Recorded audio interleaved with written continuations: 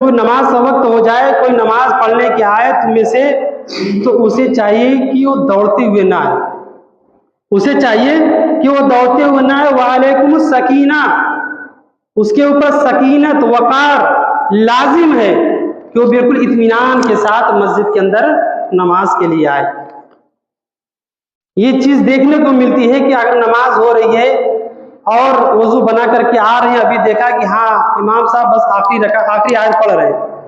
آخری آیت ہے، تھوڑا سا کھینچ کر کے پڑھ رہے ہیں، فوراً وہاں سے دوڑتے بھاگتے ہوئے مسجد کے اندر نماز میں آ کر کے شامل ہو جائے۔ بعض دفعہ تو ایسا بھی ہوا ہے کئی لوگ گئے بھی ہیں چٹائی کی پھسلنے کی وجہ سے، تو یہ نقصان بھی ہے اور یہ اسلام کا طریقہ بھی نہیں ہے۔ اللہ کے نبی صلی اللہ علیہ وسلم نے منع کیا ہے کہ جب بھی مسجد کے اندر آؤ تو دوڑتے بھاگتے نہیں، بلکہ اطمینان کے ساتھ، وقار کے ساتھ، سکون کے ساتھ آؤ، اور جو نماز تمہیں مل جائے، جو نماز